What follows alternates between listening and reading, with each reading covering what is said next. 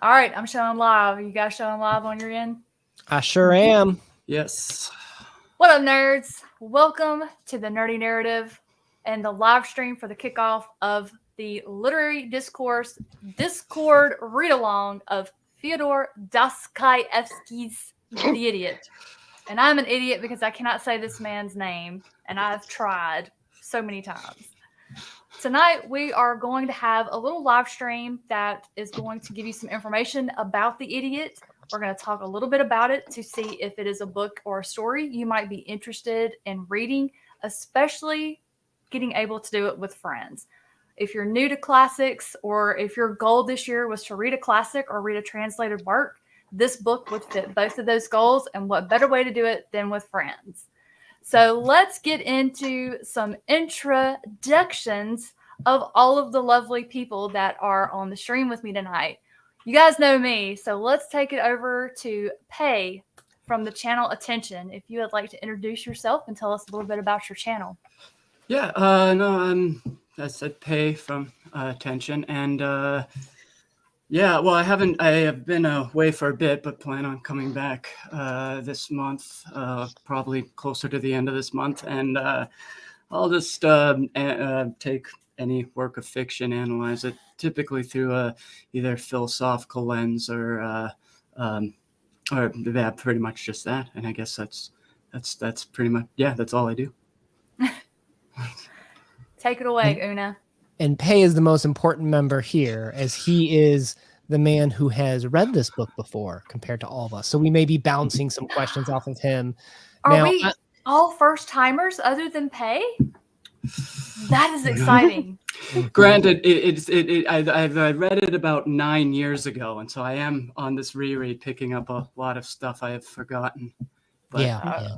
That's awesome. I'm impressed you can remember anything. I can't remember what I did 5 minutes ago. So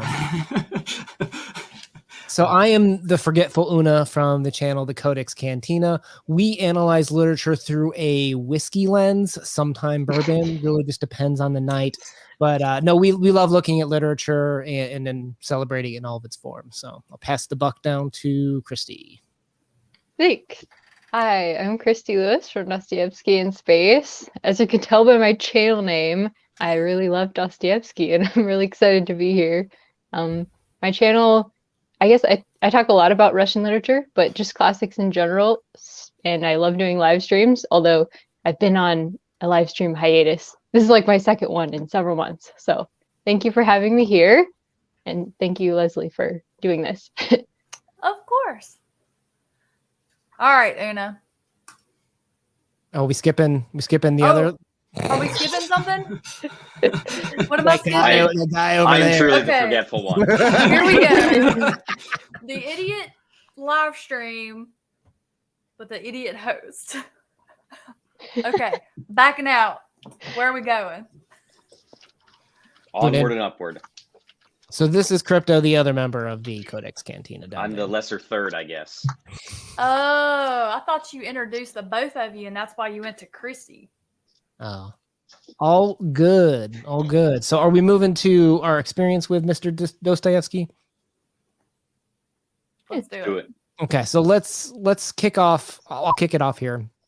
I don't have a ton of experience with him. Obviously, Brothers Karamazov is my favorite book of all time. It's kind of tied with another book, but it's kind of whichever one I've read most recently is like, okay, well that's definitely my favorite one. Christy convinced us to do Crime and Punishment not long ago.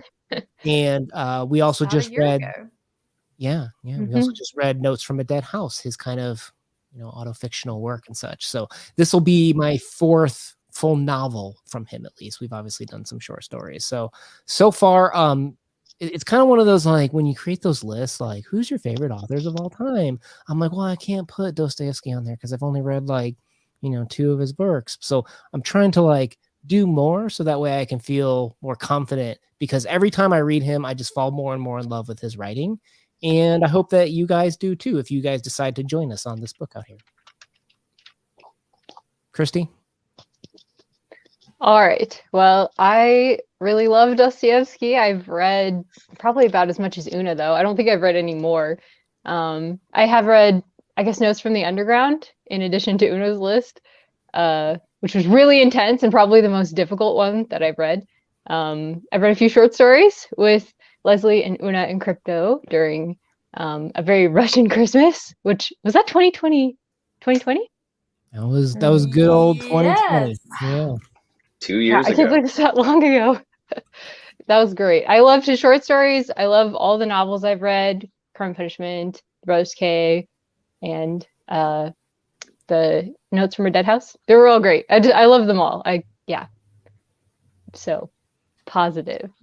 I'm happy that so many people are reading him in my friend group now. It's just exciting to talk about. Dig it in. Dig it in. Okay. I've been a huge fan of Dostoevsky for many years, and like both you, I haven't read all of his works. He has quite a bit, but the main ones that everyone seems to have read, the Crime and Punishment, Brothers Karamazov, Notes from Underground, and The Idiot, as well as I have next actually on my list, and one that for some reason I thought I read because I know so much about it but never have, is Demons, or often translated as The Possessed. So that'll be on my to read list next. But as like I said, this is the second time I'm reading The Idiot all the way through. I typically will just pick up something like the Brothers Karamazov and just read sections of it here and there. It's very that book in particular is very easy to do that with. But that's I guess that's it. That one just talks about all areas of life. So good. It's so good. I have only read Brothers K, and I enjoyed it. I didn't love it. And I have read Crime and Punishment, which I DNF'd. Poor Christine.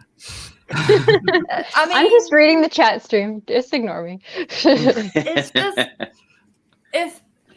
if he had we just kept repeating sort of the same pattern over and over and over and over, and I was just he just kept bringing me to the cusp, and then it was like, oh, sidetrack, let's go do this with this guy, and then we're going to come back to this. Now, I did shortcut, and I read the ending, and I liked the ending. I'm just glad that I didn't read it for myself. Are we revoking her nerdy card? I feel like it's like the mortal sin. I'm Crypto, the Forgotten One, and I've read the 2 novels and the short stories with the Russian Christmas, so I'm an idiot. Well, I'll say this. So, have any of you guys started this book so far? Because I have, and there's been a little bit of chat in the Literary Discourse Discord down below if you'd like to join. But one of the things I'm noticing is it feels like this one moves a little bit more. Like there's more themes from a lot of his books. Like he hasn't written Brothers Karamazov when he's writing this one yet, so you can kind of see him starting to play with some of the things that'll show up in that book as well. But I'm hoping this pulls Leslie through, because it does seem to kind of shake and move a lot faster. And that might be a negative for some people, is there's a lot of characters. So I think it's probably good for us to kind of talk through, as we go through this book, the characters, and talk about what they mean, because it just seems like there's a lot to this book already. I just finished part 1, and it does seem to move a little bit faster, but there are a lot of characters to keep track of. So like you're going to need a spreadsheet, and As usual. You're going to need, a Russian thesaurus to know what all of the titles mean, and definitely track all the middle names, the second middle names, the third middle names, the family names, the estate names, to keep track of all the characters. But it definitely is moving a little bit faster. It's good. I'm used to the names and the titles and the address, because in addition to reading all the Russian literature that we've been reading over the last year or so, I've also read a lot of Russian fiction. And I'm just rolling through it. I know who everybody is. And some of my other friends were like, we were talking about Alexander, and now we're talking about some dude named Alyosha. And I'm like, well, let me just tell you how this works. Yeah, So and it's fun. I find with all the characters, what I usually do is like, especially with these big Russian epics, I'll take and it's actually much easier to do with the idiot is he'll have all of these characters, but you can almost group them as representing certain aspects of one character, if that makes sense. And then he'll usually have one character on the side that is in complete contrast of all. He does this very well in Crime and Punishment as well, and which is just, so it's kind of like one character against a bunch that portray different aspects of one, if that makes sense. And thinking going in that way, it's always made his characters a lot easier for me to follow anyway. Yeah. Okay. Jonathan has a good question here. So the reason why I have named myself Leslie Snow is I am Jon Snow in regards to The Idiot. I know nothing about this book. I know the author. That's it. I have not read a synopsis. I just have jumped in, going in completely blind. And I told everybody, like before we went live, I was like, all right, you guys have to sell this book to me if you want me to do this read along. So now's the time. Guys, what is this book about and why should we read it? How comfortable do you feel with that one, Pay? I can I could definitely start. I think it's well, for one, I think even if it's if you're not as familiar with Dostoevsky or haven't been able to get into him, The Idiot's actually a really great place to start, because these characters are so much more not necessarily more well-defined, but more they represent more a straightforward idea than what he might be getting at, say, in Brothers Karamazov, which he did write later on. But you'll see a lot of like Alyosha, but a more straightforward, kind of down-to-earth version of that more idealistic character that's in Brothers Karamazov. So, and these ideas are so prevalent, these kind of existential questions regarding the time period when you are getting these philosophical ideas of nihilism and egotism just on the rise in Russia, whereas he'll have these characters that you'll find in The Idiot that stand in complete kind of questioning society, really, and by use of these characters, but does so in a much simpler way than, say, Brothers Karamazov. And so reading something like The Idiot before anything else, and maybe I just think that because it was the first Dostoevsky novel I read, and I know that after reading it, I read Brothers Karamazov right after, and certain characters immediately stood out, and I knew exactly what it was Dostoevsky was representing with these characters. So would you say that maybe he is, because I've seen this with some writers, he's kind of responding to the environment in a sense? Oh, absolutely. Where Russia was heavily Christian Orthodox at the time, right? And there's all these questions about nihilism and the move to socialism, potentially atheism, that he is responding to people's hearts of, here's why, and obviously we all know he's Christian, right?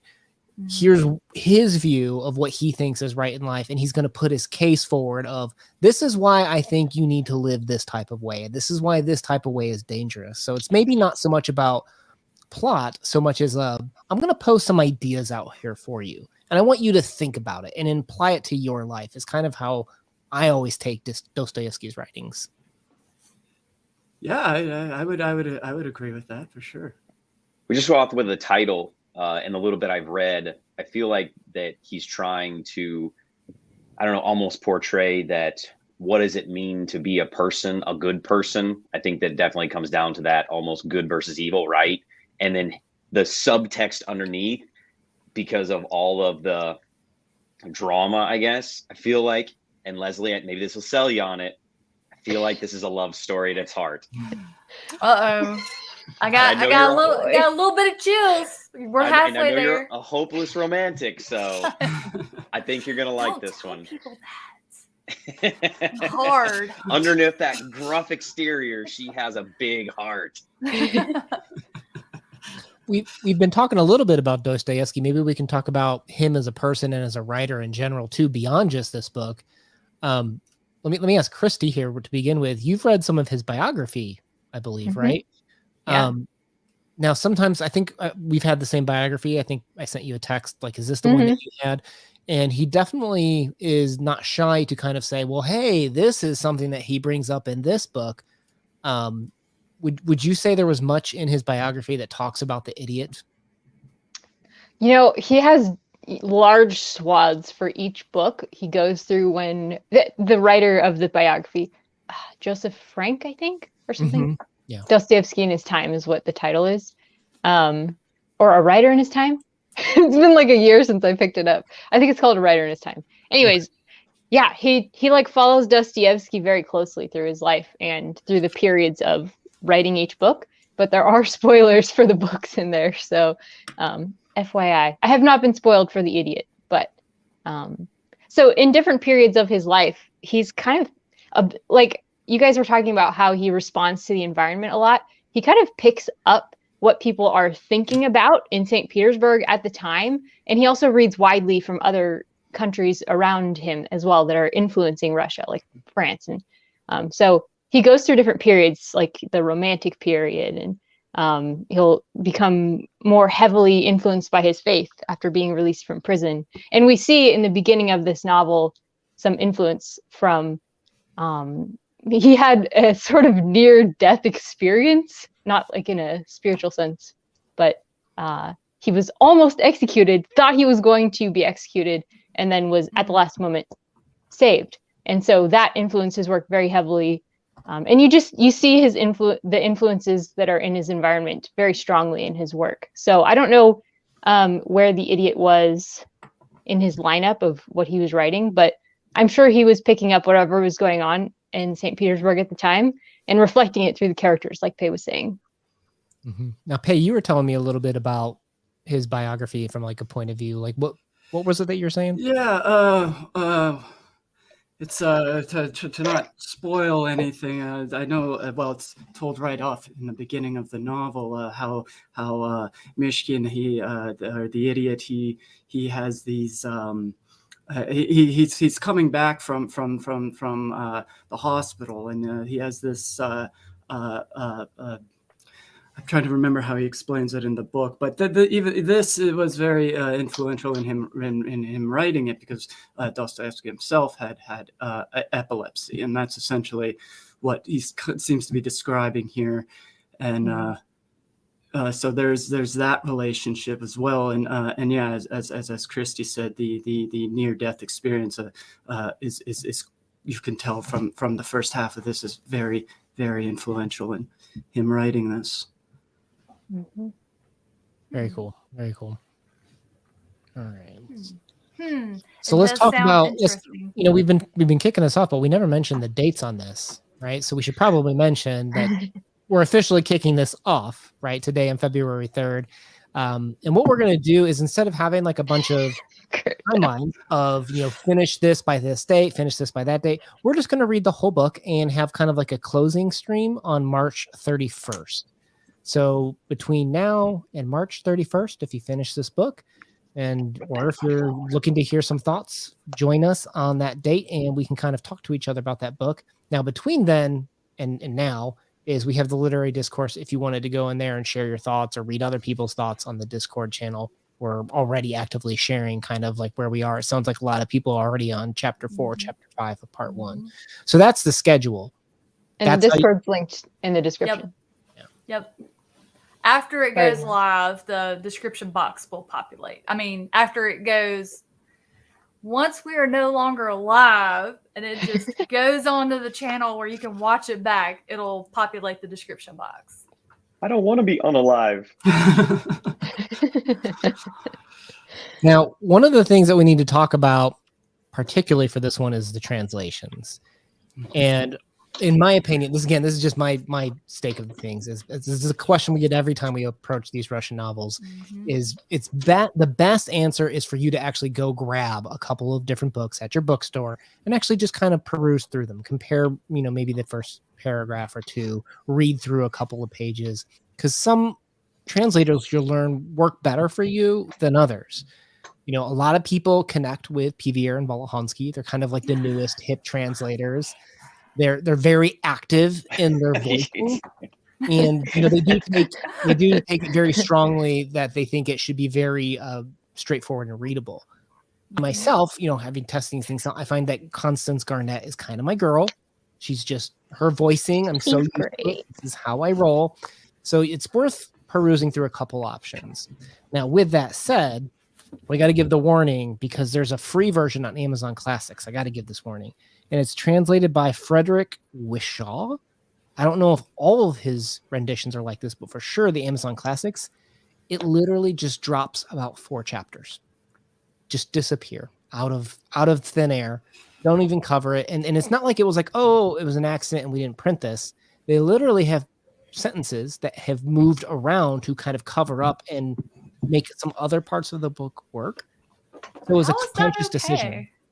I don't know. Is there multiple versions of The Idiot? I don't know if you guys have read anything about that, Christy or Pay, in the biography, but it's just like part of the book got nuked, and I don't think I'd be very. It didn't say abridged anywhere. I have a theory. Mm-mm. So weird. They were like me and thought Crime and Punishment was way too long, and they chopped some pages out.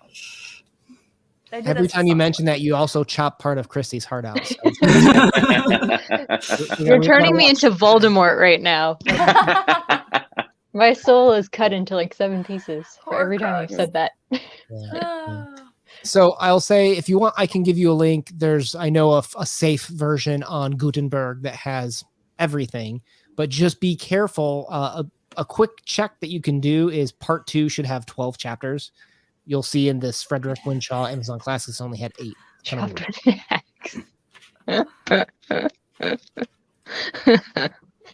What versions are you guys going with? I have the translated one by David McDuff, the Penguin Classics. Okay.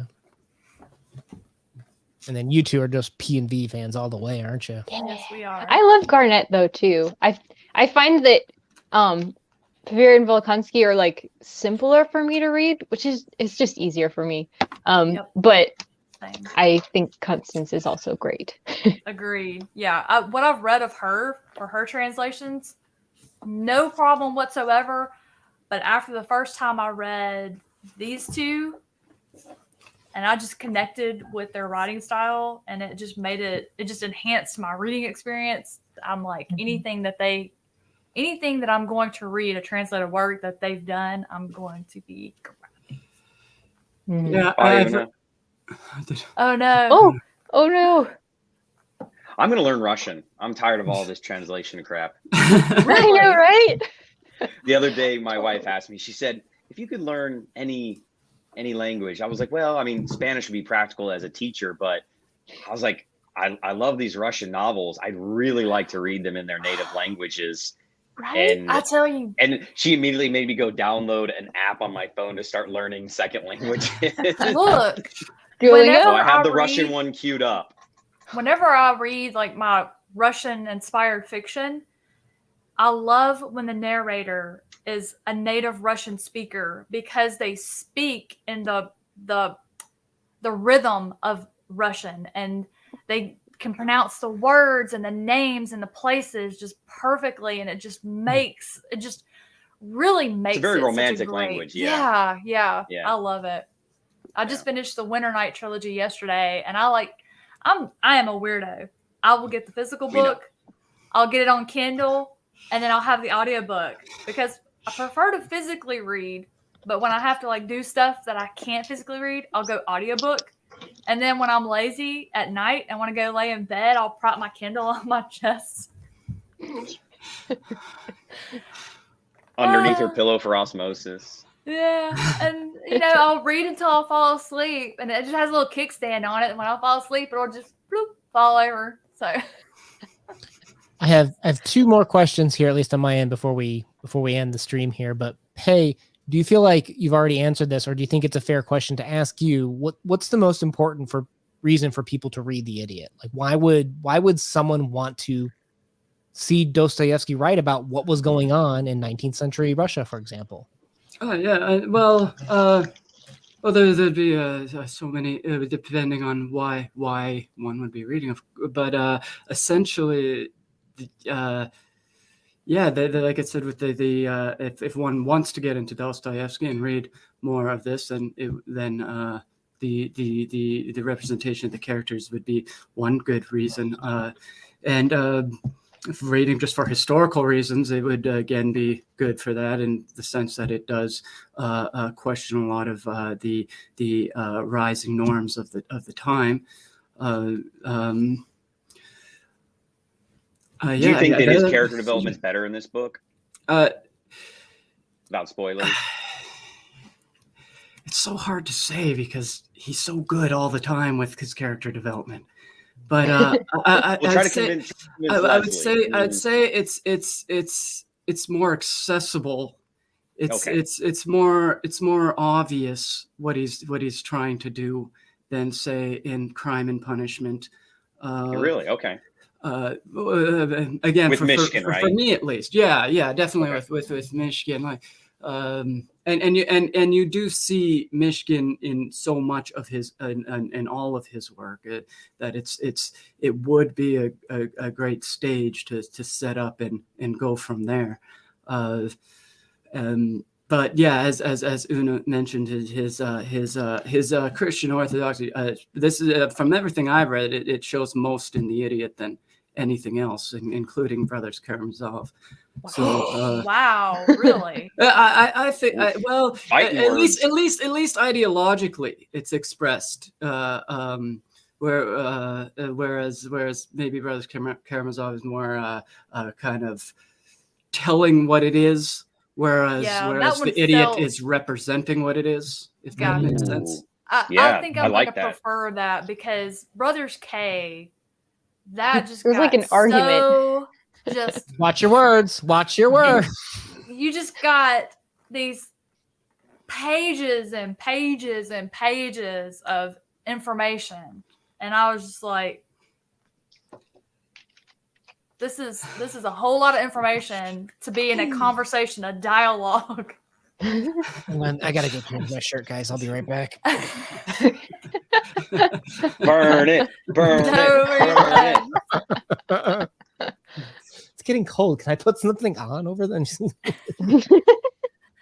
I mean, come on. That was not, if that was someone's first Russian classic, first piece to read, and they get to that, I mean, that's enough to put somebody off. Like, I felt Crime and Punishment was a little more accessible than Brothers K. Sure. Brothers Karamazov, I love his characters, but I mean, he's always written really interesting characters. My favorites are the funny ones. But of course. Okay, this book is funny in the beginning. Like, it's so, I've only read the beginning, so that's all I know. But it is so funny. Hopefully. So there's a reason. So was Brothers K. It's so good. It like transcends genre. Okay. The Brothers Karamazov was like an argument between all the big questions and like different points of view on them. Mm-hmm. So it expands your brain, but you have to have a lot of energy and you have to be really ready for that. Yeah. Whereas this might be a little... would you say... Oh, sorry. No, you're fine. Go for it. I was just thinking of like comparing the two, again, to try to hype Leslie up here. If Brothers K is looking at humanity as a whole, is this looking at the individual? Is it bringing it down to like that core root of who we are, not who we are? If I'm understanding you right, I think I would agree with that, and even going off of what Christy said, where Karamazov is more broken off into these like kind of conversation like pieces, whereas The Idiot kind of just has this almost one ongoing setup where for these kind of break off conversations that you find in Karamazov. And so but crypto, it depends on what kind of side you're looking at this, because if you're going to be reading into Mishkin, the prince, then yeah, I would say that would be an accurate way to describe it.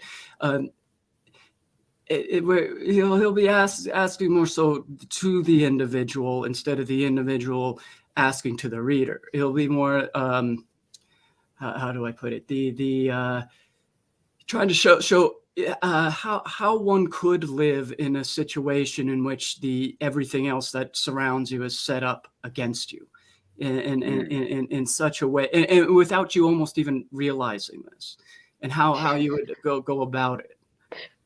I think I'm gonna understand that. I will understand this one better then, if that's the case. Leslie's just going for no dumps. All right, if we don't have any dumps, we're good. I mean, there's so many things to say to that, but none of them are appropriate. Thank you. I like that. Thank you. All right, cool. So with that said, any last words other than, join us on this book? You're free to read between now and March 31st. Check us out on the Discord for chats. Any final words to the team out here? Well, and like Leslie was saying earlier, there's a lot of good reasons to join us, because you can read it with us and we can talk about it in the Discord. And if you're really looking to get into translated works, this could be a good place to start. I've seen so many goals in the month of January about reading translated works, reading classics. Mm-hmm. There's really no better way to do that than with a bunch of friends, especially with like this crew that's here with me tonight. They understand so much. Just they get the philosophical reasons, the religious reasons, the symbolism. If it's got a flower in it, Una has you covered. There's no better group to read a classic with than with a whole bunch of people that have different things they really get into and can have fun discussing and just theorizing and interpreting. Different people have different interpretations. And even if you don't agree with it, it's still fun to talk about it and listen to it and see what other people get out of it. That is the joy of reading. And even if you don't like it, it can still be fun.